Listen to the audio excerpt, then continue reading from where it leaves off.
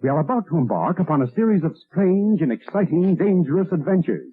Adventures that will lead us to all parts of the world. Hello and welcome to another Bad Comic Review. This time we are looking at Alice Cooper, Volume 2, Issue 1 from Dynamite in 2023. This issue is written by Rodney Barnes, art by Edu Menna, colors by Adriano Lucas, letters by Troy Peteri, edited by Joseph Rybant. So there is apparently a bar called the Crossroads, which is right between heaven and hell, where everybody goes to listen to musicians, and a lot of the people in the audience are musicians. And the devil wants to be a musician, but he's playing to a captive audience that is going to tell him how great he is. When somebody that looks very similar to Prince calls him out on it, he realizes he has to get approval from the mortals to prove that he is a music legend. So he begins abducting musicians, starting with Aerosmith. Meanwhile, in a dream, the Archangel Gabriel comes to Alice Cooper and tells him something's going on, and he kind of explains the situation, and he also explains the age demographic